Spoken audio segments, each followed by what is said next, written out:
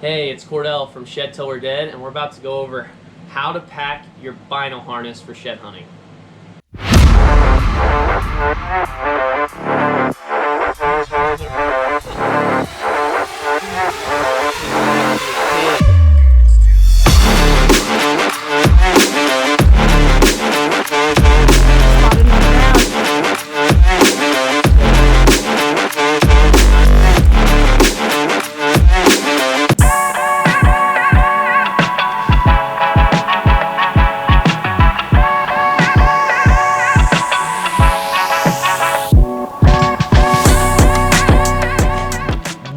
Alright, let's start with the basics. Obviously, you gotta have your binos in your bino harness. I run Maven C3s. They are a mid-tier as far as price goes, but they're excellent and super bright. Some of the best light collecting binoculars I've come across so far. I've had Bushnells, I've had Vortex, and now I've had these. These collect light really well, and sometimes almost so that they glare a little bit in the midday in the desert. But in the mornings, they're freaking amazing. I can see things that I could never see with my Bushnells or my Vortex.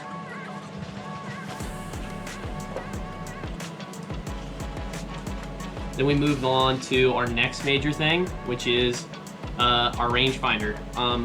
Not everybody would carry a rangefinder while they are shed hunting. I do, because I do this thing where when I glass up a shed, I try to range that shed antler. A, because I want to know how far I glass it up from, because I think that's cool. And then secondly, I range it so that I'll make a mental note, I'll walk away from my spot, I'll turn back, and I will range the spot I was sitting. And I'll pick out a bush or a tree that is distinct and very close to where I was sitting. And then when I get 400, 600 yards away from where I was sitting to find that shed antler, I will then range back the way I was and see if I'm the same distance. And it has saved me a bunch of times. I've walked right underneath and right above antlers and then ranged back at that antler. And sure enough, it's right there in plain sight, just above me, and I'm 25, 50 yards past it, and I went below it. And if I just go back to right at that line and go up and down, boom, I run into that antler, and it's done, and we got it picked up. Then your next really important thing that you want to have while you're shed hunting, I think, my opinion, is radio. We get deep into the backcountry, and when one of us goes one direction, we don't always stay that direction. Sometimes we get into sheds and we turn left, turn right, go north, go south, and what we told our buddies we were doing isn't what we're doing anymore. I've been picked up because I had my radio and I didn't have to walk 17 miles back to camp, and I've also been able to pick up Dylan and Finn because they had their radios, and I was able to get the truck up on a hill and get them in range. The next thing I carry with me, super important, is I carry my 45 Judge. This is for bears and strangers, people I don't know, people make me feel uncomfortable, just protection in general. And along with that, I carry enough ammo to reload my gun twice, and that goes right here in this front zipper pocket.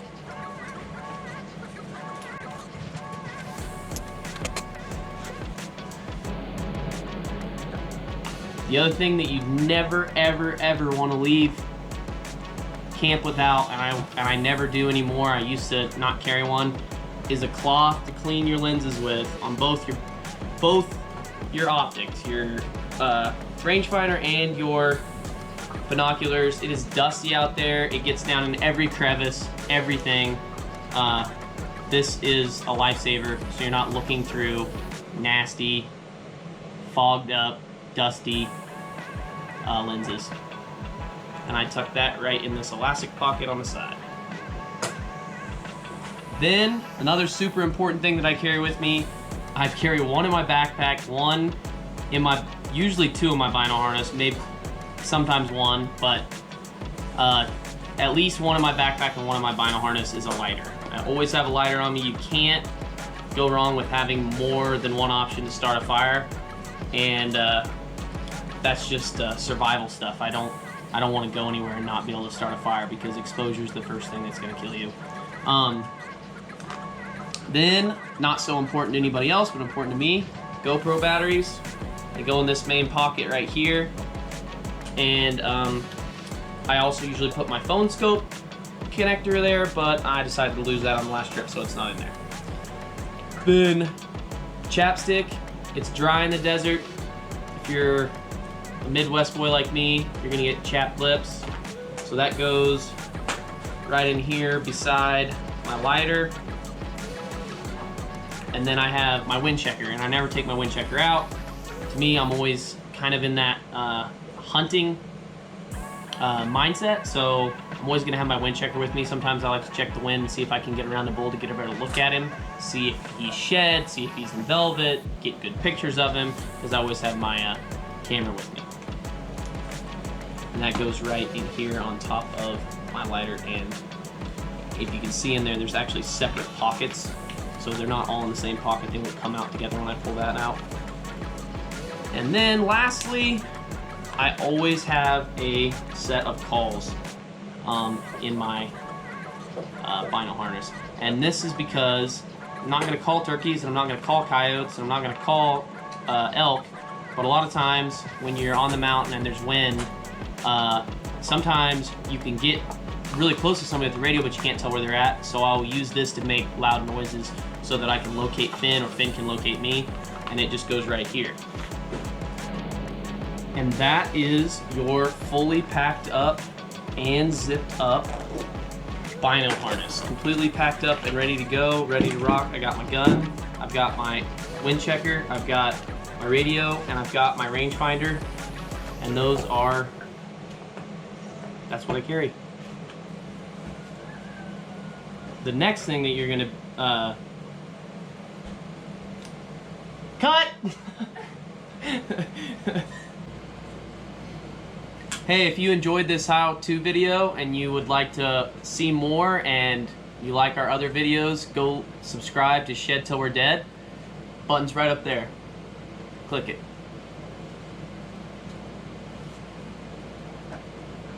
Don't like it. Don't like that one either.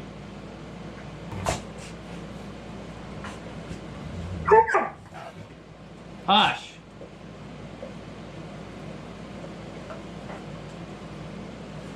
Hey, if you like this how-to video and other Shed Till We're Dead content, hit that subscribe button so you can get a hold of more. That sounds f***ing weird. And I hate it. Ah! Oh my god, what the